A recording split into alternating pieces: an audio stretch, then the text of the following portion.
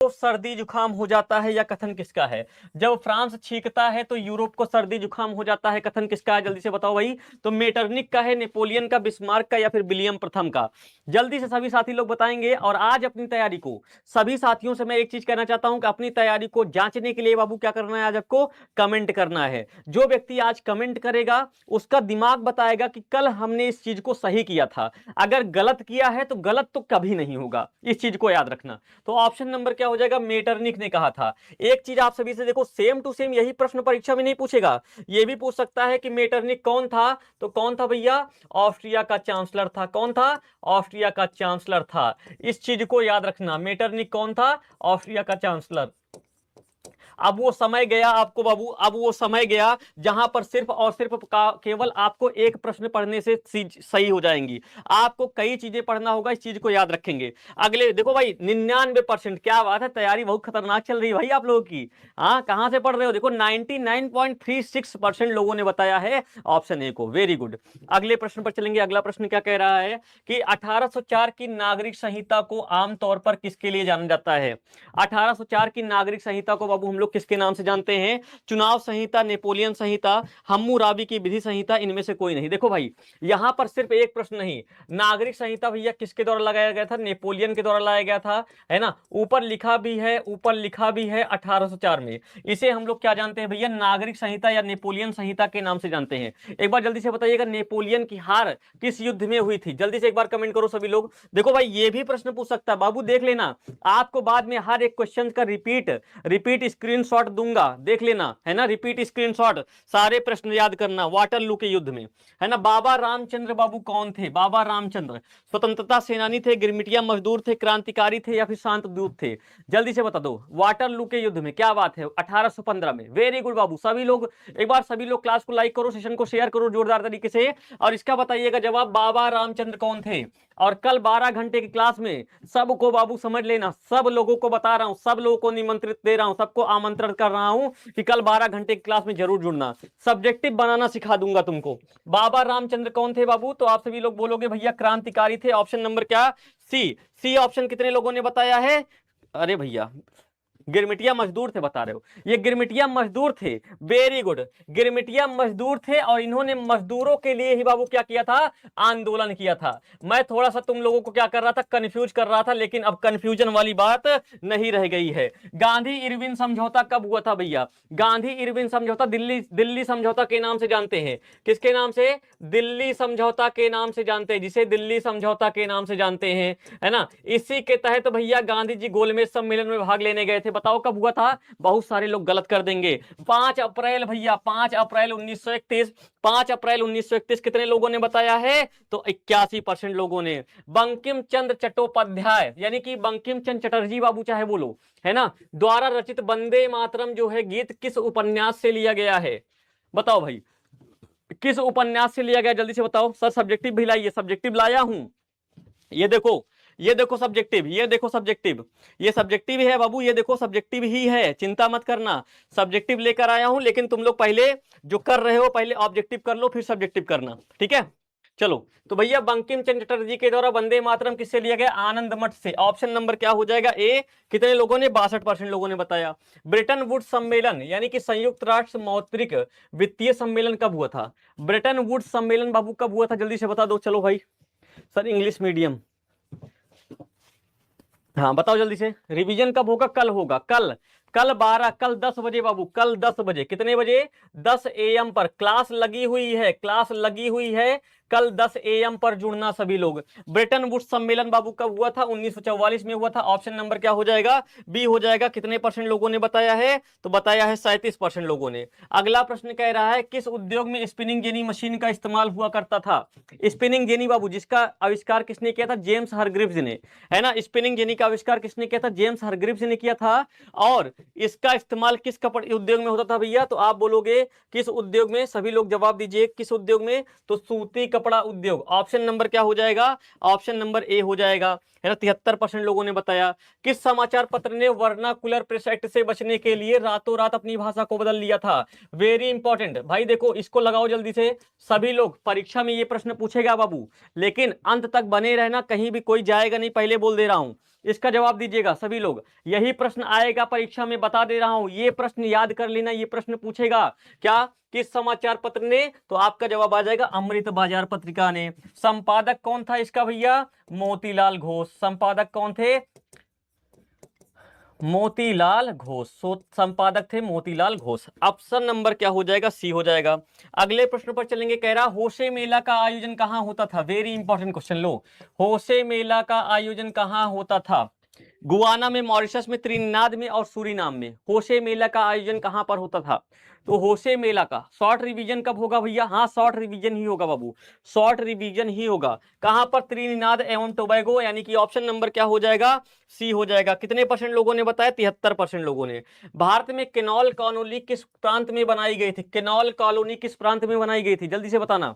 ठीक है sir, English medium वालों के लिए भी कल लाइएगा। हाँ बाबू कल लाएंगे। अच्छा ये बताओ पहले, तुम लोग ना लास्ट तक बने रहोगे तब भैया मजा आएगा ना। तुम लोग क्या आज हलवा हलवा प्रश्न लेने आए थे, ये सारे प्रश्न बहुत इंपॉर्टेंट है। केनॉल कॉलोनी किस प्रांत में बनाई गई थी, जल्दी से बताइएगा। तो जितने भी लोग पंजाब बता रहे होंगे सबका जवाब सही होगा। ऑप्शन नंबर क्या हो जाएगा, सी हो जाएगा। अगले प्रश्न, 62% लोगों ने, श्रीलंका कब आजाद हुआ था, जल्दी से बताओ। श्रीलंका कब आजाद हुआ, भारत के 1 वर्ष के बाद आजाद हुआ था। अब जल्दी से बताओ, Sri Lanka when get the freedom, Sri Lanka when get the freedom. चलो अंग्रेजी वाले भाई थोड़ा समझने की कोशिश करना, मेरी इंग्लिश उतनी खतरनाक नहीं है। ठीक है, तो श्रीलंका कब स्वतंत्र हुआ था, तो आपका जवाब हो जाएगा 1948 बाबू। ऑप्शन नंबर क्या हो जाएगा, सी हो जाएगा। अगले प्रश्न पर चलेंगे, कह रहा है यूरोपीय संघ का मुख्यालय कहां पर स्थित है। यूरोपीय संघ बाबू, ब्रसल्स का, जिनेवा का, बेलग्रेड या फिर बर्लिन, सभी लोग बताओ जल्दी से। यूरोपीय, सर आपको पहले से ही मिल जाता है क्या क्वेश्चन, नहीं भाई पेपर हमको नहीं मिलता, लेकिन we are a paper setter, we are a paper setter not a leaker, that's it, that is clear. ठीक है, हम लोग पेपर सेटर होते हैं, इसी में से पेपर आएगा, इस चीज को भी देख लेना। ठीक है, तो यूरोपीय संघ का मुख्यालय ब्रसल्स में है भैया, ब्रसल्स, यानी कि ऑप्शन नंबर क्या हो जाएगा, ए हो जाएगा। और कितने लोगों ने बताया भाई, कितने लोगों ने, 25% लोगों ने बताया है ना। बहुत सारे जिनेवा बताएं, गलत है। संयुक्त राज्य अमेरिका में किस प्रकार की शासन प्रणाली है, अमेरिका में किस प्रकार की, बताओ भैया। कल का टाइमिंग 10 बजे सुबह बाबू, क्लास लगी हुई है, जाकर उस पर कम से कम 2000 बच्चे लाइक कर देना। जब क्लास खत्म हो जाएगी, लाइव सेक्शन में जहां आज कर रहे हो वहीं पर लगा हुआ है अंतिम आशीर्वाद, अंतिम रिवीजन। 10 बजे सुबह से लेकर रात में 10 बजे तक सब कुछ क्लियर कराऊंगा। कल सब्जेक्टिव बनाना सिखाऊंगा। तो अमेरिका में किस प्रकार की शासन प्रणाली है भैया, अध्यक्षात्मक। ऑप्शन नंबर क्या हो जाएगा बाबू, बी हो जाएगा। बी वाले कितने लोगों ने बताया है, 33% लोगों ने। अगला प्रश्न, संसदीय भारत में है, देखो भाई संसदीय प्रणाली कहां पर है, भारत में है, इस चीज को याद रखना। अध्यक्षात्मक कहां पर है, तो भैया ये अमेरिका में है। अगला प्रश्न क्या कह रहा है, पंचायती राज को शक्तिशाली और प्रभावी बनाने के लिए 73वां संविधान संशोधन कब हुआ था। 73वां संविधान संशोधन बाबू कब हुआ था, जल्दी से बताओ। सर जी मेरा नाम ले लीजिएगा, ठीक है, क्या बात है। सर जी इंग्लिश मीडियम पीडीएफ मिलेगा सर, हाँ बाबू पीडीएफ मिलेगा। ठीक है, लेकिन ये सारे प्रश्न परीक्षा में पूछेगा, इस चीज को याद रख लेना। आज की क्लास सब्जेक्टिव भी क्वेश्चन प्रिंट कराइए। हाँ बाबू सब्जेक्टिव भी लाए हैं, तो क्या हो जाएगा 1992 में, है ना। ऑप्शन नंबर क्या हो जाएगा, सी। अब देखो यहाँ पर कितना प्रश्न पूछेगा, ये पूछो, बताओ जल्दी से, पंचायती राज को किस राज्य से लागू किया गया, जल्दी से कमेंट करो। पंचायती राज व्यवस्था को किस राज्य से लागू किया गया, तो आपका जवाब आ जाएगा 2 अक्टूबर 1959। कहां से लागू किया गया, राजस्थान के। ये सारे प्रश्न पूछ सकता है, आप ये मत सोचना भैया डायरेक्ट एक ही प्रश्न पूछेगा, ये प्रश्न भी पूछ सकता है राजस्थान के कहां से, नागौर जिले से। फिर प्रश्न क्या पूछेगा आपसे, किस संविधान संशोधन के द्वारा बाबू बनाया गया, 73वें संविधान संशोधन 1992, यानी कि ऑप्शन नंबर सी को बताया है 41% लोगों ने। कह रहा सामाजिक भेदभाव के कारण क्या उत्पन्न होता है, सामाजिक भेदभाव के कारण क्या उत्पन्न होता है। सर आप पेपर हैकर हैं भाई, तो तुम 2 दिन के बाद पता चल जाएगा तुम्हें। ठीक है, कल जो बच्चे, मैं बता रहा हूं, कल जो बच्चा 12 घंटे की क्लास करेगा, मैं गारंटी के साथ कहता हूं 80 में से 80 लाएगा। ठीक है, मैं बता रहा हूं 2 दिन से तुम्हारे लिए ही बाबू सेट कर रहा हूं, सब कुछ 2 दिन के लिए सेट कर रहा हूं। आपने शॉर्ट्स वीडियो देखा होगा, रात में 2 बजे मैं आपके लिए पेपर बना रहा हूं, तो आप समझ सकते हो कल की क्लास के लिए कितना मेहनत हुआ है। ठीक है, ये जो चेहरा है बाबू सूख जा रहा है आपके चक्कर में, लेकिन ये एग्जाम के बाद मुझे सारी की सारी मेहनत का फल मिलेगा, और आपको बाबू कल मिलेगा। उपयुक्त सभी, धर्म, भाषा, जाति, ये सभी क्या होते हैं, सामाजिक भेदभाव के कारण। Option number D. अगले प्रश्न पर चलेंगे, राजनीतिक दलों के विषय में, राजनीतिक दलों के विषय में निम्नलिखित में से कौन सा कथन सही नहीं है। एक चीज मैं आप सभी से कहना चाहता हूं, एग्जाम टाइम पर बाबू क्या ध्यान रखना रखना है, जब भी नहीं वाला आता ना गोला लगा देना, नहीं तो तुमसे गलत हो जाएगा। क्या सही नहीं है? राजनीतिक दल चुनाव में भाग लेते हैं, हाँ लेते हैं। राजनीतिक दल जनमत निर्माण में महत्वपूर्ण भूमिका निभाते हैं, लेते हैं। राजनीतिक दल सरकार की नीतियों और कार्यक्रमों को जनता के समक्ष रखते हैं। मतलब 3 सही हो गया बाबू, तो यही वाला क्या हो जाएगा? गलत हो जाएगा। केवल अपने सदस्यों के हितों का ख्याल रखते हैं, नहीं। तो ऑप्शन नंबर डी पे टिक करोगे। ऑप्शन नंबर डी को कितने लोगों ने बताया है? 79% लोगों ने। कह रहा है फेडे कोर का संबंध किससे है ना? फेडे कोर का संबंध किससे? Very important. अभी आपकी परीक्षा में ये प्रश्न पूछा जा सकता है, इस चीज को याद रखना। इस प्रश्न को आपकी, भैया आज का एग्जाम बहुत अच्छा गया था, वेरी गुड। आप सभी का बाबू एसएसटी का एग्जाम 12 घंटे में कितना ब्रेक होगा वो आपके अनुसार होगा। मैं सोच रहा हूं कि 4 घंटे पर एक ब्रेक दूं, 4 घंटे पर एक ब्रेक दूं, 4 घंटे पर एक। लेकिन बाबू ये ना हो कि आपको मैं इनिंग ब्रेक दूं और तुम लोग रात भर ब्रेक करते रहो। समझे बात को? इस चीज को याद रखना, ठीक है? तो पानी के निजीकरण के विरुद्ध बाबू क्या हुआ था? आंदोलन हुआ था। ऑप्शन नंबर क्या हो जाएगा? सी हो जाएगा। कहां पर हुआ था पानी का निजीकरण? ये भी पूछेगा। बोलेविया में, बोलेविया में बाबू, बोलेविया में। Option number C. कितने लोगों ने बताया है? 13%, मात्र 13% लोग। कितने लोग गलत हो देख लो, है ना? उपयुक्त सभी बता रहे हो, उपयुक्त सभी नहीं, गलत है। अगला प्रश्न है, स्मॉल इज ब्यूटीफुल किसकी रचना है? स्मॉल इज ब्यूटीफुल बाबू किसकी रचना है? वेरी इंपॉर्टेंट क्वेश्चन है। स्मॉल इज ब्यूटीफुल किसकी रचना है? बताओ। महात्मा गांधी, चेतन भगत, सुमशेर या रविन्द्रनाथ टैगोर की? स्मॉल इज ब्यूटीफुल बाबू किसकी रचना है? सुमशेर बहादुर सिंह की है। ऑप्शन नंबर हो जाएगा सी। Very important. आज मैं जिस क्वेश्चन पर वेरी इंपॉर्टेंट लगाऊंगा उस क्वेश्चन को एक बार फिर से पढ़ना, है ना? हाँ, आप जो बताते हैं वही आता है, वही आएगा ही बाबू, वही आएगा। उसके अलावा एग्जामिनर कोई क्वेश्चन नहीं पूछेगा। प्रोजेक्ट टाइगर कब आरंभ किया गया था? लिखो भाई, very important, very important question कि प्रोजेक्ट टाइगर 1970, 71, 72 या फिर 73? सभी लोग बताएंगे। तो 1973 में क्या हुआ था भैया? प्रोजेक्ट टाइगर की शुरुआत हुई थी। ऑप्शन नंबर डी हो जाएगा। अगले प्रश्न पर चलेंगे। कह रहा है निम्न में से कौन जल दुर्लभता के कारण होता है? यानी कि जल दुर्लभता का मतलब होता है जल की कमी के कारण।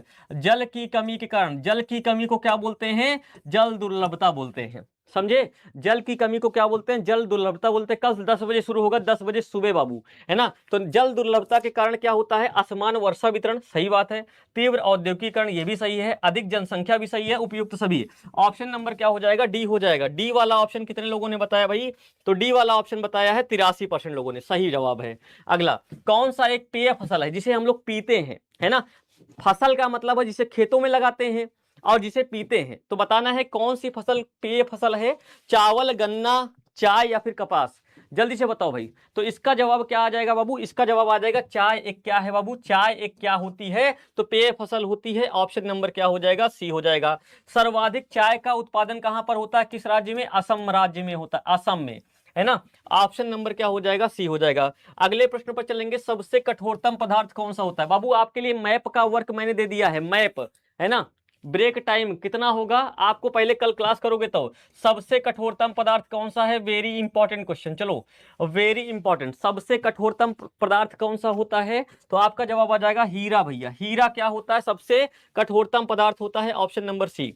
अगले प्रश्न पर चलेंगे। कह रहा है, अगला प्रश्न क्या कह रहा है कि जमशेदपुर में स्थित निजी क्षेत्र का लौह इस्पात उद्योग का नाम क्या है? ये 3 तरीके से प्रश्न पूछेगा, ठीक है? आपसे पूछेगा भारत का पहला लौह उद्योग, भारत का पहला लौह इस्पात उद्योग कौन सा था? भारत का पहला लौह इस्पात उद्योग कौन सा था? ठीक है, तो कौन सा? 1907 में लगाया गया था जमशेदपुर में। इसको हम लोग टिस्को के नाम से बोलते हैं, TISCO, Tata iron and steel corporation.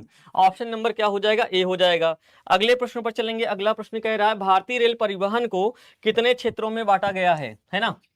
बताओ, भारतीय रेल परिवहन को। सर कल इंग्लिश वालों को क्या होगा? इंग्लिश, कल इंग्लिश भी है? अच्छा, इंग्लिश मीडियम। चलो भाई, इंग्लिश मीडियम के लिए आज रात भर जग के मैं कुछ प्रयास करता हूँ, कुछ ना कुछ आप सभी के लिए करता हूँ बाबू, है ना? इंग्लिश मीडियम वाले बाबू आपको हिंदी समझ में तो आती होगी ना? समझ रहे हो ना? नेहा, जल्दी से जवाब दो इसका। भारत में रेल परिवहन को बाबू कितने भागों में बांटा गया है? तो आप सभी लोग देखो भाई, वर्तमान में अगर आप सभी को ऑप्शन दे दे बाबू 19 देगा तो 19 लगाना, लेकिन आप सभी को यहां पर क्या दे रहा है? ऑप्शन नंबर क्या हो जाएगा? 15। 15 ऑप्शन नंबर ए सही हो जाएगा। अगला, भारत के 4 महानगरों को जोड़ने वाले सड़क को क्या कहा जाता है? 4 महानगरों को जोड़ने वाले सड़क को क्या कहा जाता है? सर बहुत डर लग रहा है, कल 12 घंटे क्लास करो, खत्म करो डर। डर खत्म करने का एकमात्र क्लास आ रहा है 12 घंटे का। सर आप एसएसटी के पिताजी हैं? अच्छा, एसएसटी के पिताजी नहीं है बाबू, लेकिन आप सभी लोग को एक गारंटी देते हैं, 12 घंटे क्लास आपके लिए ला रहा हूं। अगर आप लोगों ने कल मेरा साथ नहीं दिया ना, तो समझ लो क्लास खत्म हो जाएगी, समझ लेना। ठीक है, एग्जाम कैसा जाएगा आप जानो फिर।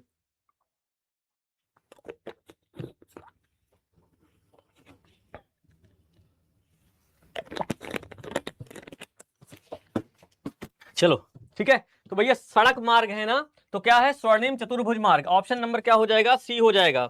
अगले प्रश्न पर चलेंगे।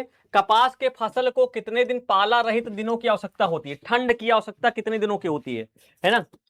जल्दी से बताओ। सब्जेक्टिव भी करा दो बाबू, सब्जेक्टिव भी करवाएंगे, चिंता मत करो अनन्या। ठीक है, बताओ। 180, 200, 210, 220। तो आप सभी को याद रखना बाबू 210 दिन, है ना? कितना? ऑप्शन नंबर क्या हो जाएगा, सी हो जाएगा। अगले प्रश्न पर चलेंगे। अगला प्रश्न हो जाएगा कौन सा, लोगों के लिए विकास का अर्थ किस प्रकार का होता है? मतलब विकास का अर्थ क्या होता है लोगों के लिए?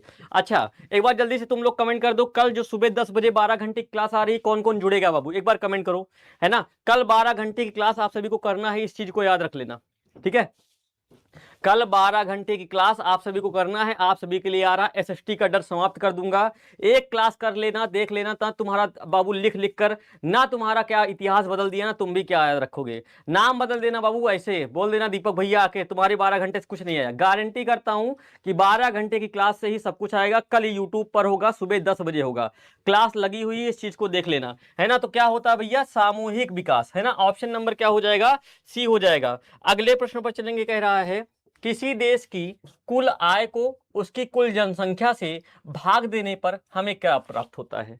कह रहा है कि किसी देश की कुल आय को, है ना, कुल आय को उस देश की कुल जनसंख्या से भाग देने पर, कह रहा है कृषि किससे संबंधित है, डेयरी विकास किससे संबंधित है, ये सभी किस क्षेत्र के अंतर्गत आते हैं? तो आपको बताना है भैया, ये आते हैं प्राथमिक क्षेत्र के अंतर्गत। आप बता दो भैया, गैस और बिजली किस क्षेत्र के अंतर्गत आते हैं? जल्दी से बताओ। गैस एवं बिजली, गैस एवं बिजली किस क्षेत्र के अंतर्गत आते हैं? गैस एवं बिजली किस क्षेत्र के अंतर्गत आते हैं? कमेंट करो एक बार। Option number A. अगले प्रश्न पर चलेंगे। कह रहा तृतीय क्षेत्र को हम लोग किसके नाम से जानते हैं? देखो भाई, इसमें से एक प्रश्न पूछेगा आपसे, चाहे प्राथमिक क्षेत्र को किसके नाम से जानते हैं, चाहे द्वितीय क्षेत्र को किसके नाम से जानते हैं, चाहे तृतीय क्षेत्र, ये तीनों आप लोग याद करके जाना। तो तृतीय क्षेत्र को हम लोग जानते हैं बाबू किसके नाम से, सेवा क्षेत्र के नाम से। ऑप्शन नंबर क्या हो जाएगा, बी हो जाएगा, है ना? प्राथमिक क्षेत्र के नाम से किसे जानते हैं, कृषि क्षेत्र को जानते हैं। द्वितीय क्षेत्र के नाम से किसे जानते हैं, तो आपका जवाब हो जाएगा, ठीक है, ए। एक प्रश्न जो आपकी परीक्षा में पूछेगा, क्या ये याद कर लेना, इस प्रश्न को लिख लो, अभी परीक्षा में पूछेगा। क्या पूछेगा कि जीडीपी में, है ना, भारत की जीडीपी में सबसे ज्यादा योगदान किस क्षेत्र का है? सबसे ज्यादा योगदान, सबसे ज्यादा योगदान किस क्षेत्र का है? तो आपका जवाब आ जाएगा सेवा क्षेत्र का। ठीक है, भारत की जीडीपी में सबसे ज्यादा योगदान किस क्षेत्र का है बाबू? तो आप बोलोगे सेवा क्षेत्र का। ऑप्शन नंबर क्या हो जाएगा, बी हो जाएगा। अगला प्रश्न क्या कह रहा है कि बैंक जमा राशि के बड़े भाग का उपयोग किस लिए करता है? मतलब बैंकों में जो ज्यादा पैसा जमा होता है वो किसके लिए किया जाता है?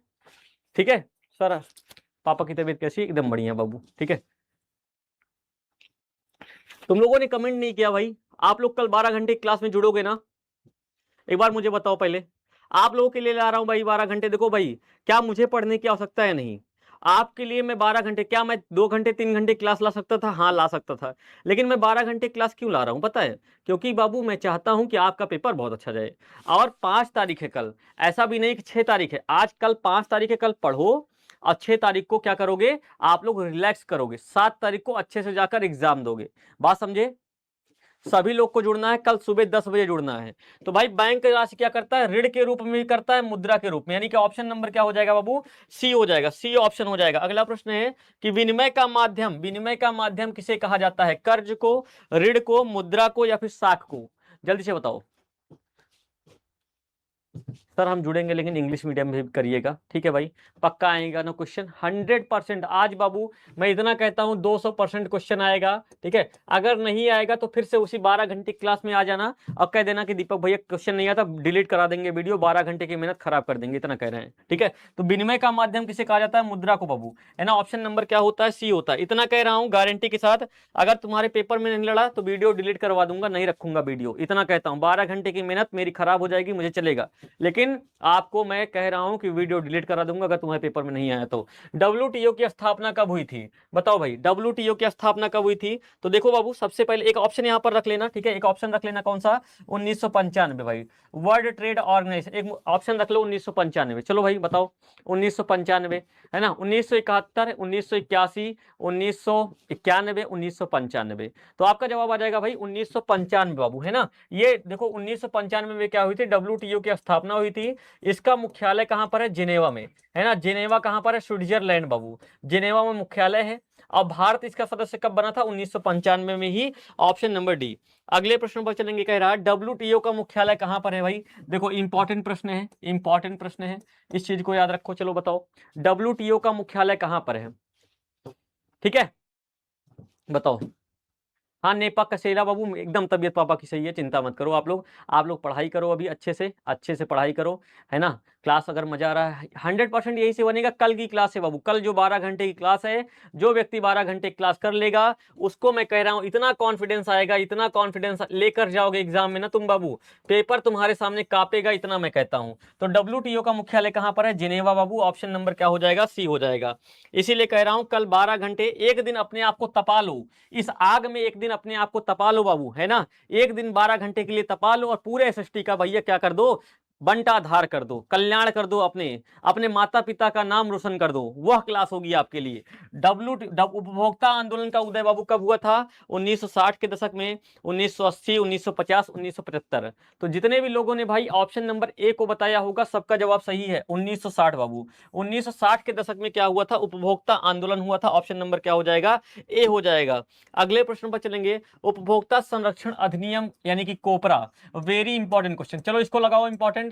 कोपरा बाबू कब पारित किया गया था? सारे प्रश्न आज जो वे प्रश्न है ना, तुमको देखकर बाबू कपकपी छूट रही होगी, लेकिन मैं कह रहा हूं ना, यही प्रश्न तुम्हारी परीक्षा में छपेगा। ठीक है, इसको छाप लो, छपेगा, लिख दे रहा हूं, छपेगा प्रश्न, छपेगा, छपेगा प्रश्न। क्या? तो भैया क्या बताओगे? 24 दिसंबर 1986 को क्या हुआ था? उपभोक्ता संरक्षण अधिनियम पारित किया गया था। ऑप्शन नंबर बी हो जाएगा।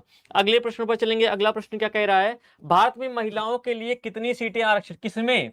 मतलब वह कौन सा आयोग है, वह कौन सा संगठन है जिसमें महिलाओं के लिए सीटें आरक्षित की गई हैं, रिजर्व की गई हैं? जल्दी से बताओ, है ना। मैप कहां से पढ़ेंगे प्लीज बता दीजिए। मैप का वीडियो बाबू अपलोड करा देंगे आज ही, मैप का वीडियो अपलोड हो जाएगा आज ही, और उसके बाद आप सभी लोग उसी वीडियो को देख लेना, 5 से 10 मिनट में सारी चीजें क्लियर हो जाएंगी। ठीक है, तो महिलाओं के लिए बाबू कितनी सीटें आरक्षित है? कहां पर? पंचायती राज में, आना। कहां पर कितने % भारत में आरक्षण है? तो भैया 33% सीटें आरक्षित की गई हैं महिलाओं के लिए। अगला प्रश्न है कि जो वह व्यक्ति जो पुरुष और महिलाओं के लिए समान अधिकार और अवसर में विश्वास करता है, वह क्या कहलाता है? जो महिलाओं को समान अधिकार देना चाहता है, वह क्या कहलाता है ना। तो कम्युनिस्ट कहलाता है, राज्यसभा, समाजवादी, जातिवादी। बताओ तो बाबू इससे क्या बोलते हैं पता है? देखो इसमें एक ऑप्शन होना चाहिए नारीवादी, है ना।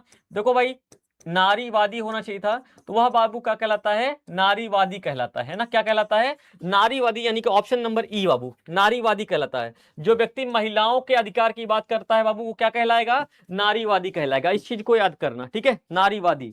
अगले प्रश्न पर चलेंगे। अगला प्रश्न क्या कह रहा है कि भारतीय जनता पार्टी का मुख्य प्रेरक सिद्धांत क्या है? एक बार जल्दी से बताना, भारतीय जनता पार्टी की स्थापना कब हुई थी? जल्दी से, भारतीय जनता पार्टी की स्थापना कब हुई थी? और दूसरा, इसके पहले अध्यक्ष कौन थे? भारतीय जनता पार्टी के पहले अध्यक्ष, ये दोनों प्रश्नों का जवाब दो। पहले अध्यक्ष कौन थे? भारतीय जनता पार्टी के पहले अध्यक्ष कौन थे? दोनों प्रश्नों का जवाब दो। चलो भाई, 1980, है ना, स्थापना हुई थी 1980 में, और अटल बिहारी वाजपेयी जी बाबू, अटल बिहारी वाजपेयी जी इसके क्या थे? पहले अध्यक्ष थे। और भारतीय जनता पार्टी का मुख्य जो है बाबू क्या है? सिद्धांत है समग्र मानवतावाद, ऑप्शन नंबर सी, है ना। अगले प्रश्न पर चलेंगे। लोगों का एक संगठित समूह जिसका उद्देश्य चुनाव लड़ना होता है और सत्ता की प्राप्ति करना होता है, मतलब ऐसे लोगों का समूह जो चुनाव लड़ता है बाबू, वह क्या कहलाता है? क्या कहलाता है? जल्दी से बताएंगे, है ना। क्या कहलाता है? जनहित समूह कहलाता है, राजनीतिक दल कहलाता है, दबाव समूह, या फिर आंदोलन? एक बार मुझे बता दो, है ना, एक बार मुझे बताइएगा बाबू, लोकतंत्र का प्राण किसे कहा जाता है? वेरी इंपॉर्टेंट क्वेश्चन है। है ना, इस चीज को याद रखना। लोकतंत्र का प्राण किसे कहा जाता है, लोकतंत्र का प्राण किसे कहा जाता है, बताओ। तो बाबू इसका जवाब हो जाएगा राजनीतिक दल, है ना, है ना, क्या हो जाएगा भैया, ऑप्शन नंबर हो जाएगा बी, है ना, ऑप्शन नंबर बी। अगला प्रश्न है, जर्मनी का एकीकरण कब पूरा हुआ था, बताओ। जर्मनी का एकीकरण, है ना, दो प्रश्न पूछेगा। जर्मनी के एकीकरण का श्रेय किसे जाता है, जर्मनी के एकीकरण का श्रेय, जर्मनी के एकीकरण का श्रेय किसे जाता है, जर्मनी के एकीकरण का श्रेय, एकीकरण का श्रेय किसे जाता है, जल्दी से बताएंगे आप सभी लोग, है ना। तो इसका जवाब हो जाएगा 1871 में जर्मनी का एकीकरण हुआ था और बिस्मार्क को जर्मनी के एकीकरण का श्रेय जाता है। ऑप्शन नंबर क्या हो जाएगा, इसका सी हो जाएगा। अगले प्रश्न पर चलेंगे, कह रहा प्रसिद्ध पुस्तक हिंद स्वराज की रचना किसने किया था, बताओ। हिंद स्वराज की और यंग इंडिया, हिंद स्वराज और यंग इंडिया बाबू, हिंद स्वराज और यंग इंडिया का, यंग इंडिया किसकी पुस्तक है, जल्दी से बताओ। यंग इंडिया का प्रकाशन किसने किया था, तो दोनों का जवाब आ जाएगा, है ना। तो क्या हो जाएगा भैया, महात्मा गांधी, है ना, ऑप्शन नंबर क्या हो जाएगा, ए हो जाएगा। एक बच्चा कह रहा है सर पीडीएफ कहां पर मिलेगा, टेलीग्राम पर जाओ, टेलीग्राम पर जाओ, पीडब्ल्यू जैक बोर्ड, है ना, ऐसे लिख दो, पीडब्ल्यू जैक बोर्ड लिख दो टेलीग्राम पर बाबू, आपको इसी पर पीडीएफ मिल जाएगा, ऑप्शन नंबर ए हो जाएगा। अगले प्रश्न पर चलेंगे, कह रहा पूना पैक्ट कब पारित हुआ था, पूना पैक्ट कब पारित हुआ था, जल्दी से बताओ। पूना पैक्ट बाबू कब पारित हुआ था, पूना पैक्ट, सब्जेक्टिव का क्या होगा, सब्जेक्टिव भी कराएंगे, ठीक है, आप बहुत कुछ किए हैं, ठीक है, तो बताओ भाई जल्दी से, पूना पैक्ट कब पारित हुआ था, तो बहुत सारे बच्चे गलत कर देंगे इसे, है ना, क्या हो जाएगा भैया, फरवरी में, मार्च में, अगस्त में या फिर सितंबर में। तो आप सभी के लोग बहुत सारे बच्चे इसको गलत कर देंगे, इसका जवाब हो जाएगा भैया सितंबर 1932 में हुआ था। पूना पैक्ट बाबू कब पारित हुआ था, सितंबर 1932 में, ऑप्शन केवल 10% लोगों ने बताया है ना। तो देखो भाई क्या हुआ था, ये किसके बीच हुआ था, गांधी जी के बीच हुआ था और अंबेडकर जी के बीच। पूना पैक्ट किसके किसके बीच हुआ था, गांधी जी और अंबेडकर जी के बीच में हुआ था, ऑप्शन नंबर डी। अगला प्रश्न क्या कह रहा है, अगला, अर्थशास्त्रियों ने अंतरराष्ट्रीय आर्थिक विनिमय में किन गतियों और प्रवाहों का उल्लेख किया है, अर्थशास्त्रियों ने, कह रहा है अर्थशास्त्रियों ने अंतरराष्ट्रीय आर्थिक विनिमय में किन गतियों और प्रवाहों का उल्लेख किया है, तो भैया व्यापार का भी किया है, श्रम का भी किया है, पूंजी का भी, ऑप्शन नंबर क्या हो जाएगा, डी हो जाएगा। अगले प्रश्न पर चलेंगे, अगला प्रश्न क्या कह रहा है कि जॉबर क्या है, जॉबर बाबू क्या है, जॉबर, है ना, जॉबर क्या था, ठीक है, डॉक्टर भीमराव अंबेडकर के बीच, जल्दी से, हाँ ठीक है, जॉबर क्या था बाबू, जल्दी से बताओ। तो जॉबर क्या था, ईस्ट इंडिया कंपनी के पदाधिकारी थे, जमींदार थे, घरेलू नौकर थे, पुराना और विश्वस्त कर्मचारी थे, ठीक है। तो इसका जवाब क्या हो जाएगा बाबू, देखो जितने भी लोग ईस्ट इंडिया कंपनी के ना, ये क्या करते थे, मध्यस्थता का काम करते थे बाबू, ईस्ट इंडिया कंपनी के बीच क्या करते थे, मध्यस्थता का काम करते थे, और इन्हें ही कहा जाता था जॉबर। ऑप्शन नंबर क्या हो जाएगा, ए हो जाएगा। अगले प्रश्न पर चलेंगे, कह रहा भारत में पहला कपड़ा मिल कब और कहां खोला गया, लिखो, वेरी इंपॉर्टेंट क्वेश्चन, चलो, कब और कहां पर खोला गया भारत में पहला कपड़ा मिल। हाँ, कल सुबह 10 बजे से बाबू 12 घंटे क्लास है आप सभी की, एसएसटी का संपूर्ण रिवीजन होगा, हिस्ट्री, ज्योग्राफी, पॉलिटी, इकोनॉमिक्स के सारे ऑब्जेक्टिव, सारे सब्जेक्टिव, सारे कॉन्सेप्ट सब कुछ क्लियर कराऊंगा कल, ठीक है, 12 घंटे के लिए। हाँ, कल 12 घंटे के लिए पूरा का पूरा आना है। बताओ भारत में पहला कपड़ा मिल कहां पर खोला गया था, 1854 में भैया, कहां पर, बंबई, ऑप्शन नंबर क्या हो जाएगा, ए हो जाएगा। अगले प्रश्न पर चलेंगे, कह रहा वुड ब्लॉक की तकनीक सबसे पहले कहां पर विकसित की गई थी, मिस्र में, भारत में, चीन में या फिर जापान में, बताओ भाई, पेपर लीक कर दीजिए भैया। भाई देखो ऐसे नहीं सर, अभी कितनी देर क्लास चलेगा भाई, अभी तो लगभग आधे घंटे चलेगा, आधे घंटे 40 मिनट तक क्लास चलेगा। तो वुड ब्लॉक की छपाई की तकनीक बाबू सबसे पहले कहां पर विकसित की गई थी, तो ऑप्शन नंबर क्या हो जाएगा, ऑप्शन नंबर हो जाएगा बाबू सी, है ना, सी हो जाएगा। अगले प्रश्न पर चलेंगे, अगला प्रश्न क्या कह रहा है कि कॉर्न लॉ किस देश में पारित हुआ था, कॉर्न लॉ, ठीक है, कॉर्न लॉ को बाबू किस देश में पारित किया गया था, जल्दी से बताओ। हाँ, इसमें से आएगा बाबू, कल की 12 घंटे की क्लास जो है उसी में से आएगा, 12 आवर्स की क्लास है कल, कल सुबह 10 बजे से लेकर रात में 10 बजे तक की क्लास है, एक क्लास कर लो, एक क्लास एसएसटी के नाम, एक क्लास एसएसटी के नाम कर दो, अपना रिजल्ट बदल दो बाबू। कॉर्न लॉ को ब्रिटेन में पारित किया गया था, ऑप्शन नंबर क्या हो जाएगा, ए हो जाएगा, है ना। अगले प्रश्न पर चलेंगे, रक्त एवं लौह की नीति का प्रतिपादन किसने किया था, जाना, क्लास लगी हुई है, क्लास के नीचे लाइक करना, एक कमेंट कर देना ताकि मैं आपका नाम ले सकूं, और कल मैं आप सभी को उपस्थिति भी देखूंगा, कल आप सभी को बाबू अपने माता पिता के नाम पर 1 दिन कर देना है हमारे नाम पर। 12 घंटे की क्लास में कल आप लोग तहलका मचाओगे, इस चीज की गारंटी देता हूं। लौह एवं रक्त की नीति बाबू किसने अपनाया था? बिस्मार्क ने। ऑप्शन नंबर क्या हो जाएगा? सी हो जाएगा। अगले प्रश्न पर चलेंगे। अगला प्रश्न क्या कह रहा है कि भारत में आर्थिक महामंदी का सबसे बुरा प्रभाव किस क्षेत्र पर पड़ा था?